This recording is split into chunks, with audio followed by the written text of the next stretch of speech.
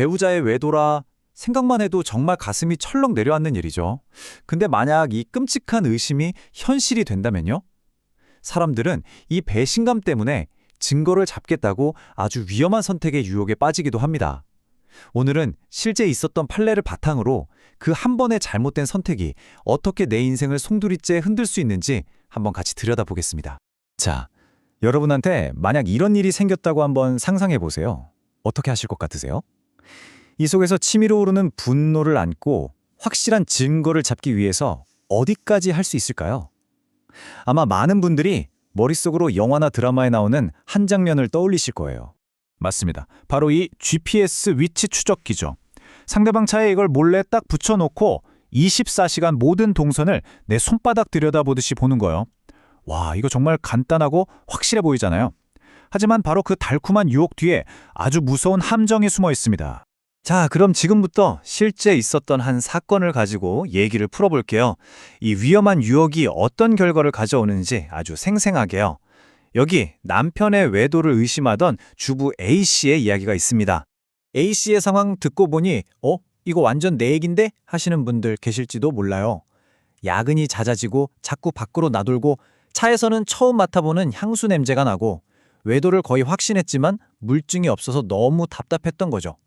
결국 그녀는 마지막 수단을 쓰기로 합니다. 인터넷으로 아주 작은 GPS를 사서 남편 차에 몰래 붙이기로 한 거예요. 그때 A씨는 아마 속으로 이렇게 생각했을 거예요. 그리고 사실 우리 대부분도 고개를 끄덕일 겁니다.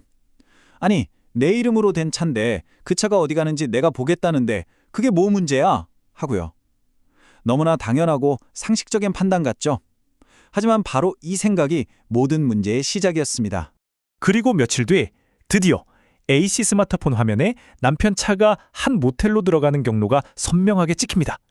됐다. 이제 끝났다.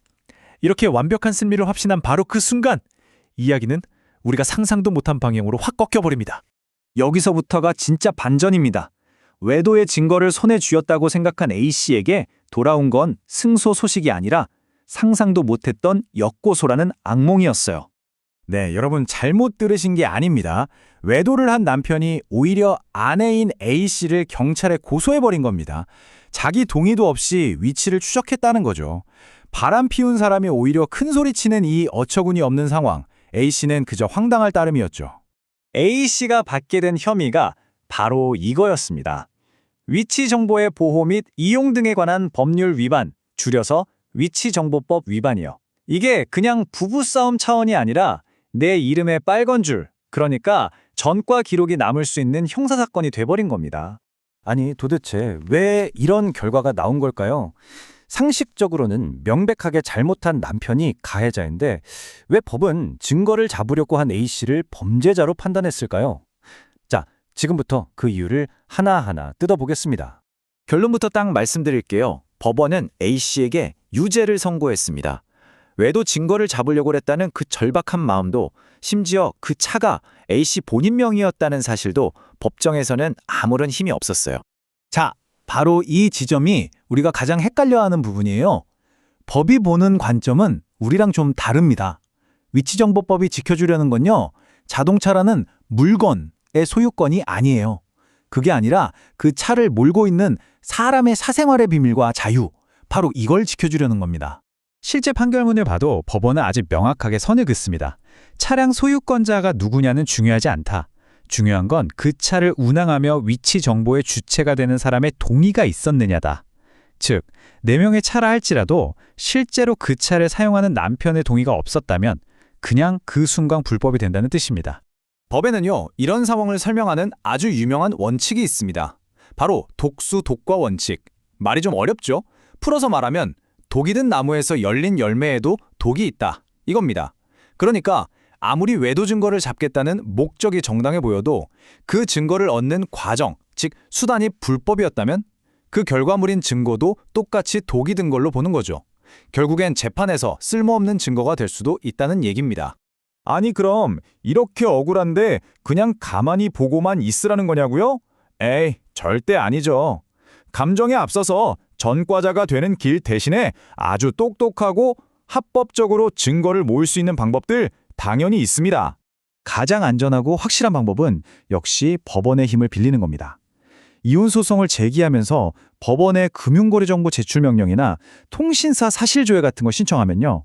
배우자의 카드 사용 내역이나 하이패스 기록 같은 결정적인 정보들을 합법적으로 받아볼 수가 있어요.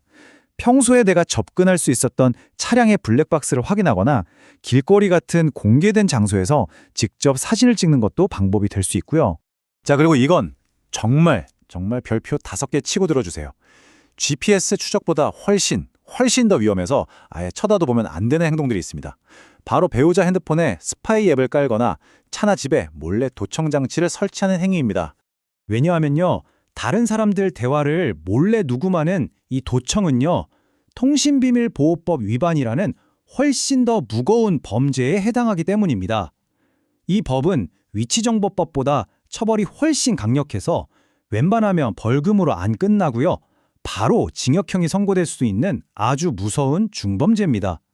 그야말로 내 인생 전부를 거는 도박인 셈이죠. 자, 오늘 이야기 쭉 따라오셨는데요.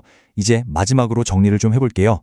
북적한 법 조항들 다 외울 필요 없습니다. 하지만 이것 하나만은 가슴에 꼭 새겨주셨으면 좋겠습니다. 바로 이것입니다.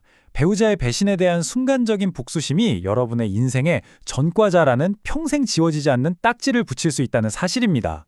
배우자의 배신이 남긴 상처 너무나 깊고 고통스럽죠. 하지만 그 상처를 또 다른 상처로, 또 다른 범죄로 덮으려고 해서는 안 됩니다.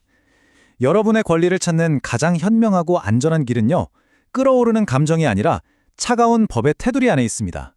부디 이 점을 꼭 기억해 주시길 바랍니다.